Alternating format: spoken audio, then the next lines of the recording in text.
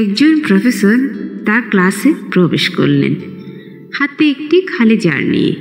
ছাত্রছাত্রীরা কৌতূহলী হয়ে তাকিয়ে রইল। প্রফেসর কিছু না বলে জারটি টেবিলের উপর রাখলেন।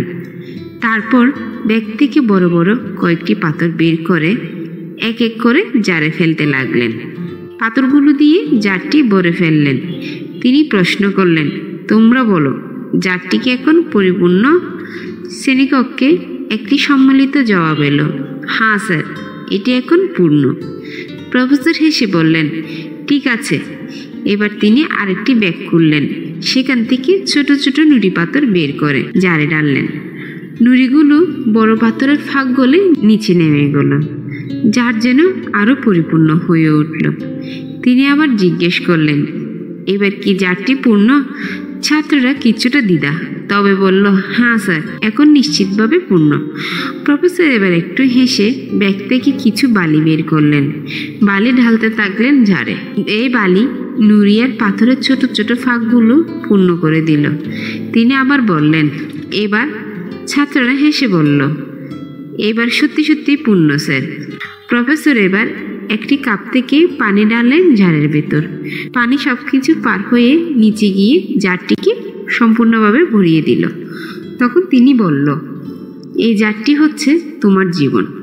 বড় পাথরগুলো হলো জীবনের সবচেয়ে গুরুত্বপূর্ণ বিষয়, তোমার পরিবার, স্বপ্ন, স্বাস্থ্য, ভালোবাসা, সময়। এগুলো যদি আগে না রাখা হয় তাহলে জীবনের বাকিগুলো রাখার জায়গা থাকবে না। নুড়িগুলো হলো তোমার কাজ, গাড়ি, বাসা, বন্ধু, দায়িত্ব। আর বালি, সেটা হলো বাকি সব, যেমন ছোট ছোট উদ্বেগ, সোশ্যাল মিডিয়া, ক্ষণিকের মন খারাপ, অভিমান, যেগুলো একদম তুচ্ছ।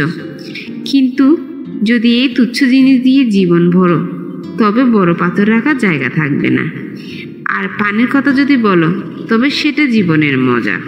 সব ব্যস্ততার মাঝে এক কাপ চা, একটা সিনেমা, বন্ধুর সাথে হালকা হাসি ঠাট্টা জীবনকে পূর্ণ দেয় এই ছোট্ট আনন্দগুলো। তাই মনে রেখো, জীবন কখনো পূর্ণ হয় না গুরুত্বপূর্ণ জিনিসগুলো বাদ দিয়ে। আগে বড় পাথরগুলো রাখো, তবে জীবন হবে সত্যিকারের অর্থপূর্ণ। গল্পটি শুনে ভালো লাগলে লাইক, কমেন্ট, শেয়ার, ফলো এবং সাবস্ক্রাইব করতে ভুলবেন না। সবাই ভালো থাকবেন। ধন্যবাদ।